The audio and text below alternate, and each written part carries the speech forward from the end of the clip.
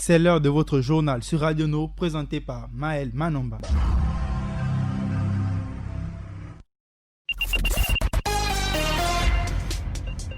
Assalamu alaikum, bienvenue si vous nous rejoignez à l'instant. Je suis accompagnée d'Adiza Adamou à la page musulmane et Ida Ibinga pour le reste de l'actualité à l'international.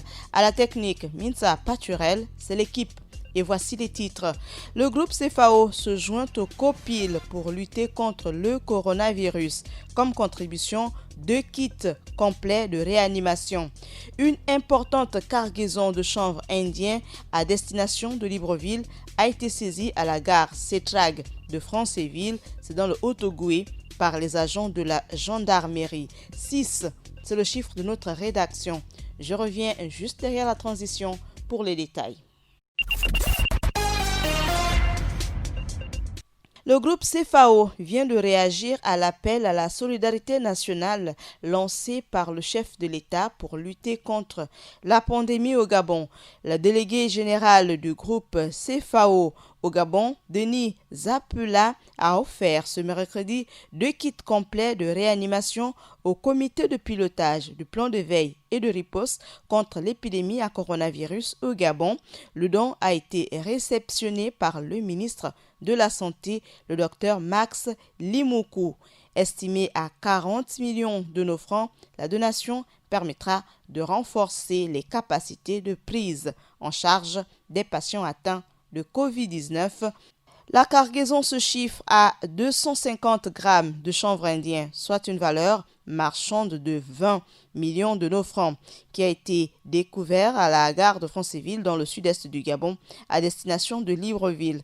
Les trafiquants qui sont actuellement à la prison centrale de Francéville pourraient prendre 10 ans de prison et 100 millions de nos francs, conformément aux dispositions du nouveau code pénal.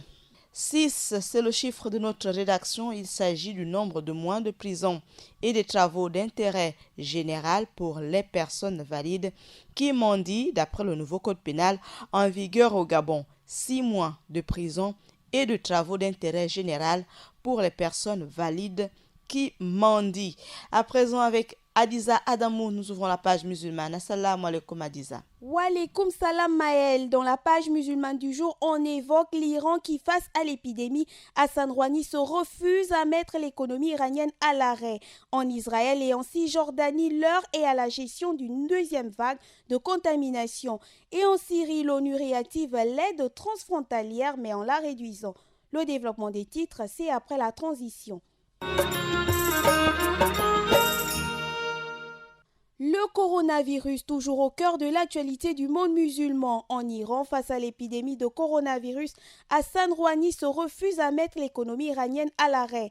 Avec 188 morts et quelques 2400 nouvelles personnes contaminées en 24 heures, le président iranien Hassan Rouhani a annoncé ce 14 juillet de nouvelles restrictions tout en affirmant que le pays ne pouvait supporter l'arrêt des activités économiques. L'Iran est confronté aux sanctions américaines qui ont durement réduit l'économie du pays et les exportations pétrolières, réduisant fortement les moyens financiers du gouvernement.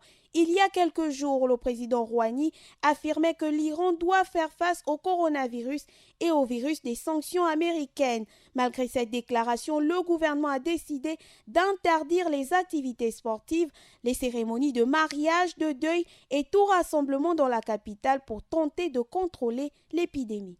En Israël et en Cisjordanie, l'heure est à la gestion complexe d'une deuxième vague de contamination de Covid-19. Depuis début juillet, la Cisjordanie est à nouveau en confinement en raison d'une forte augmentation du nombre de cas de Covid-19. Mais le gouvernement palestinien est revenu lundi dernier au soir sur certaines mesures. Côté israélien, où les autorités font face aussi à une seconde vague, certaines mesures de confinement ont aussi été levées. D'un côté comme de l'autre, les gouvernements tentent difficilement de concilier gestion du risque sanitaire et coûts économiques. Dimanche dernier au soir, le gouvernement palestinien a annoncé une prolongation de 2 semaines et un renforcement du confinement mis en place début juillet. Le couvre-feu était notamment instauré la nuit et les week-ends, n'autorisant que les pharmacies et boulangeries à rester ouvertes. Et on clôt l'actualité dans le monde musulman en Syrie où l'ONU réactive l'aide transfrontalière mais en la réduisant. Au terme d'une semaine de division et pas de scrutin au Conseil de sécurité, le nouveau dispositif transfrontalier de passage de l'aide humanitaire vers le nord-ouest de la Syrie a enfin été voté. L'aide distribuée par l'ONU et des ONG ne pourra plus transiter que par un seul point Maël. Ces autres points transfrontaliers avaient justement dû être fermés quelques heures faute d'avoir été renouvelés à temps par les diplomates.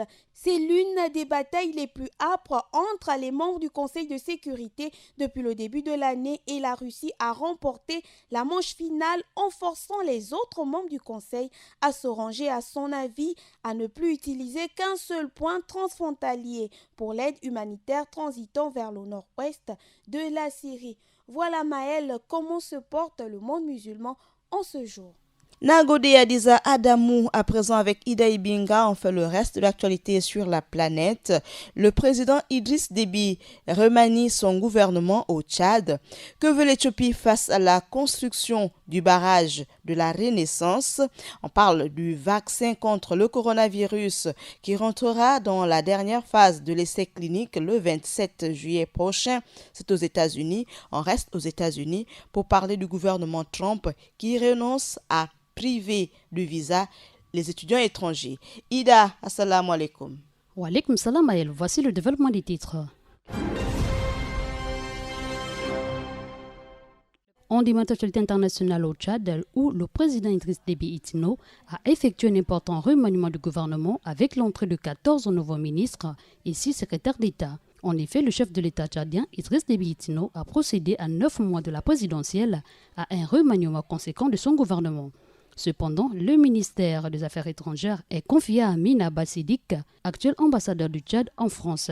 Il remplace Ahmad Zen Sherif qui devient ministre de la Communication, porte-parole du gouvernement, mais aussi un nouveau portefeuille de la sécurité et de l'immigration et revient à Mataye Orissi, précédemment ministre de l'aviation civile. Retenons que les autres principaux ministères clés, à savoir la défense, les finances, le budget, l'économie, la justice et l'administration du territoire, n'ont pas changé de main. On reste en Afrique cette fois-ci. L'Éthiopie fait beaucoup parler d'elle ces derniers temps, notamment en raison de l'achèvement prochain de son désormais célèbre barrage de la Grande Renaissance. Ce méga-projet hydroélectrique sur le Nil qui provoque des tensions avec l'Égypte et dans une moindre mesure avec le Soudan. Mais quel bénéfice l'Éthiopie attend-elle tirer de ce projet au point qu'elle semble s'apprêter à passer en force? Officiellement, il s'agit du barrage de la Grande Renaissance éthiopienne, un nom qui par lui-même est déjà tout un programme. Mais autour de sa construction, le feuilleton diplomatique ne s'est pas arrêté depuis le lancement du chantier en 2011 sur le Nil bleu, non loin de la frontière soudanaise. Aujourd'hui que son achèvement approche, la dramaturgie prend même un tour encore plus compliqué. D'une part, les négociations tripartites de dernière minute, lancées à l'initiative de la présidence sud-africaine de l'Union africaine, n'ont pas encore débouché sur un accord. Mais d'autre part, la question qui est dans toutes les têtes aujourd'hui est surtout de savoir si l'Éthiopie a oui ou non commencé le remplissage du réservoir du barrage en dépit du fait qu'aucun accord n'a été trouvé avec les pays en aval. L'actualité, c'est aussi un peu de santé aux États-Unis. La biotech américaine Moderna a annoncé le mardi 14 juillet dernier qu'elle entrerait le 27 juillet prochain dans la phase finale des essais cliniques pour un vaccin contre la COVID-19, devenant ainsi la première compagnie à parvenir à cette étape. Disons que 30 000 personnes participeront à cette phase déterminante aux États-Unis. La moitié d'entre elles recevront une dose de 100 microgrammes, les autres un placebo.